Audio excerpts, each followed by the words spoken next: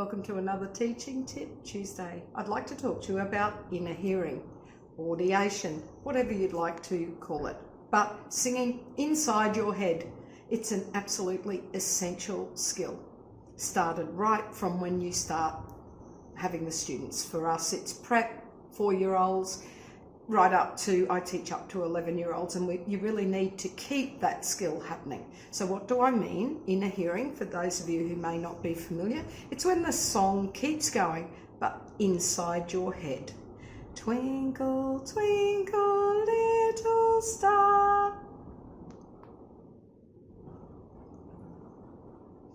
Up, up, up, etc. Don't mean when your mouth's moving. I mean you're singing inside. You can actually hear your voice inside your head. I wanted to show you some of the bits and pieces I have. I have several. In fact, you could say I have too many props that help me with inner hearing with the young children. So I have this guy here.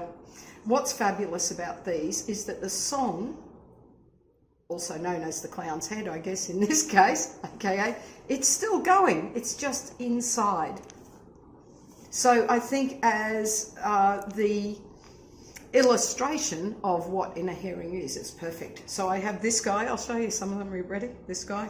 I use him the most because he's sort of the easiest to use. I've got this clown. No idea why most of them are clowns. Obviously I don't use him a lot. There he goes. That's why I don't use him a lot. He's not terribly effective. There he is. Okay. This dude here.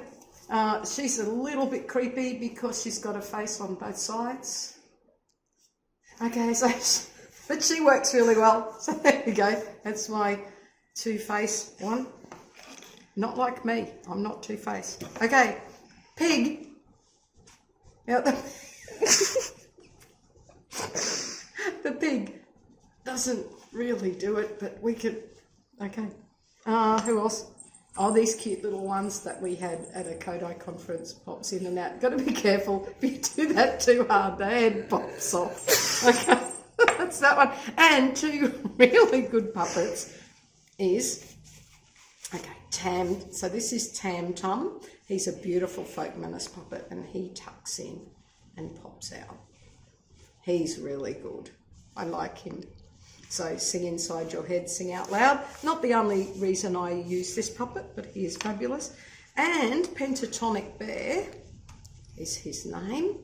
And a folk menace puppet again, but I think they're discontinued, I'm not sure. So this is Pentatonic Bear, and he goes into his sleeping bag and back out. And he is very cute. Inner hearing, out loud. It's beautiful.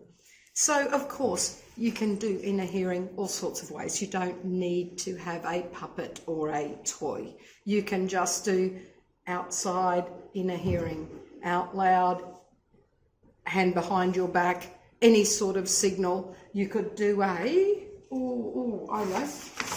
I've got this one that I use for beat and rhythm. You could make something like this that's a sing out loud, sing inside your head. Anything you like, you can do anything. An audible signal. When you play the claves, you switch to inner hearing, switch to out loud. There's all sorts of things you can do. If it's a song in 3 metre, you could say every 3 beats change from out loud to inner hearing, out loud, inner hearing. So there's all sorts of things you can do, but it's a really essential skill to keep developing with your students. Inner hearing, and I thought I'd like to show you some of the little bits and pieces I use to help me with that, practice that skill with my students. So there's our teaching tip for this Tuesday, is some of the toys and puppets and things to help you practice inner hearing. Bye.